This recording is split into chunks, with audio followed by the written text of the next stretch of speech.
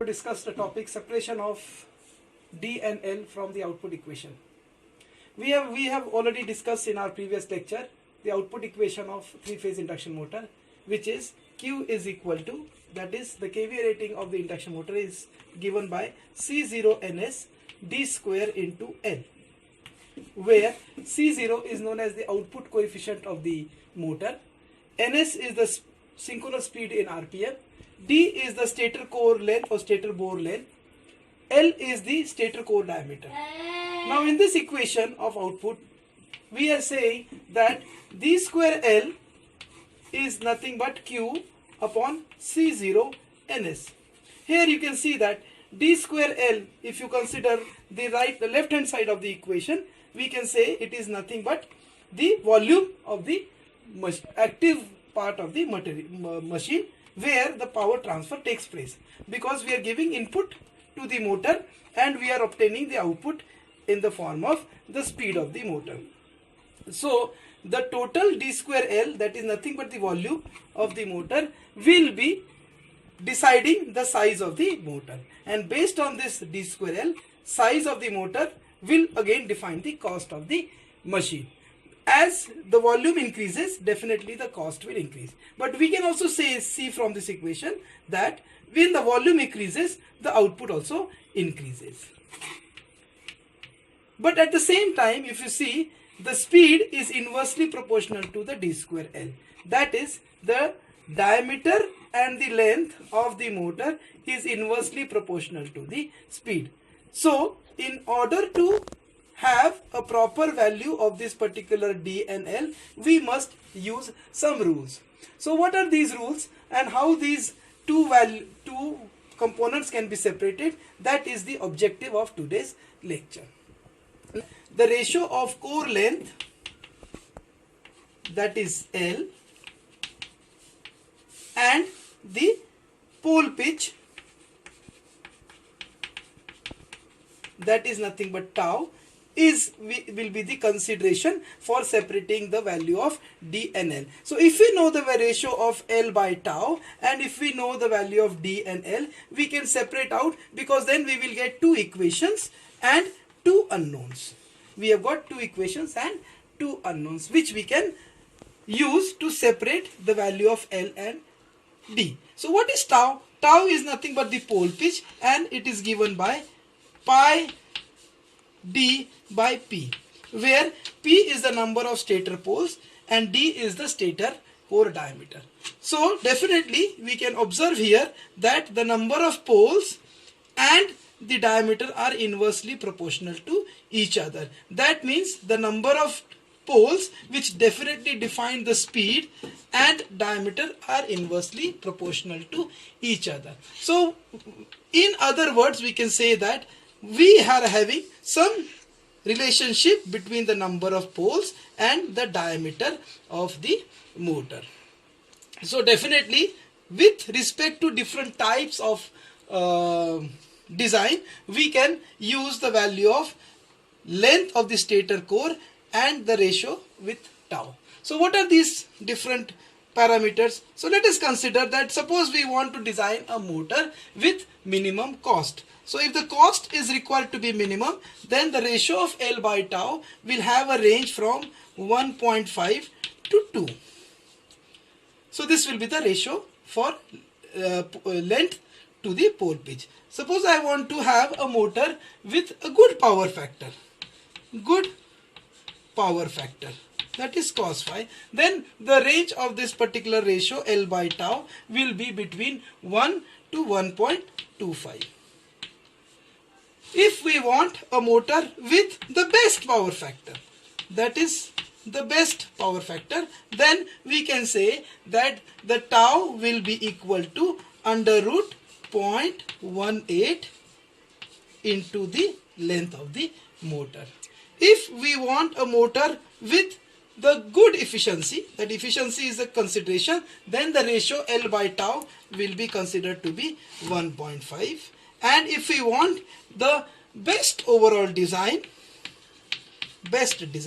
then we consider this value as 1.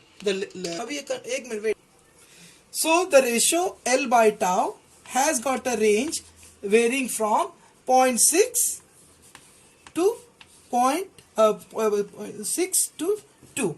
Now, as a designer, what are the different constraints which are there to select this value of L by tau? Suppose we have got these 5 options. Out of these 5 options, suppose we don't want this. So a designer has an option to select the range between 0.6 to 2.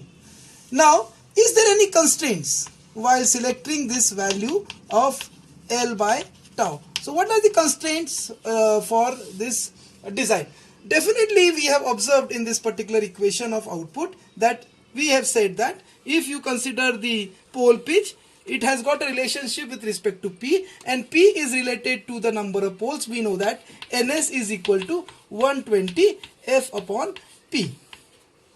So if the number of poles increases, the pole pitch will decrease, and if the number of pole pitch increases, the speed will decrease. That means we can say here that the number of poles, if is higher, then the speed will be lesser and the pole pitch will be also lesser. So if we select a higher value of pole pitch, then definitely we can have a motor with a larger diameter and smaller length. So is there any constraint with respect to the diameter? Yes, definitely there is a constraint with respect to the diameter, and that constraint is known as the peripheral speed.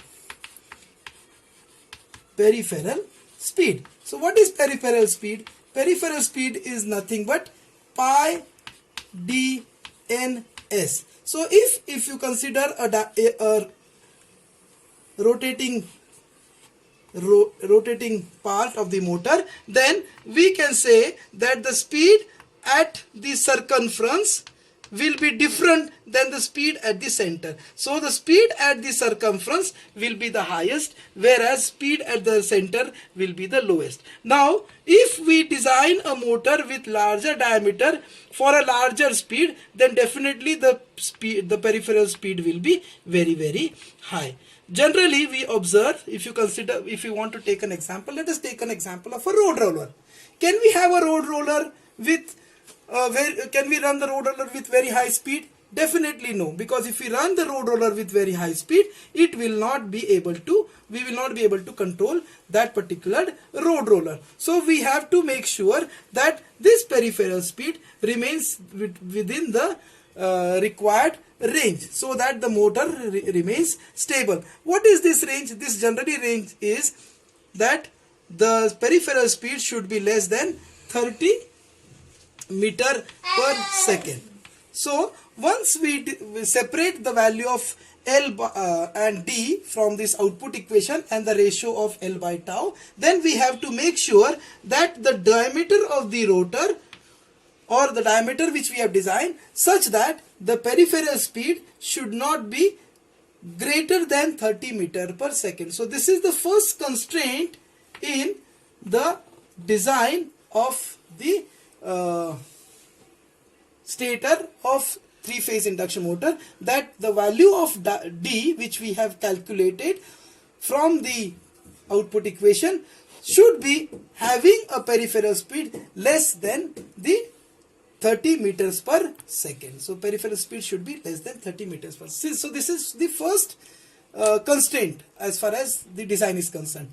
Secondly, if we design a motor with higher length, then definitely we know that the motor is required to be cooled and the air gap is very, very small. So in order to cool the motor, we'll have to create ducts between the stator core. So generally it is recommended that the length of the stator core should not be more than 100 mm. So if the length of the stator core becomes more than 100 mm, then we will have to provide a duct of 10 mm after every 100 mm. So this duct will definitely reduce the mechanical strength of the stator core and it will become mechanically weak. So in order to have a motor with very good design, we generally recommend that the stator core length should be less than 100 mm. So if the stator core length decreases,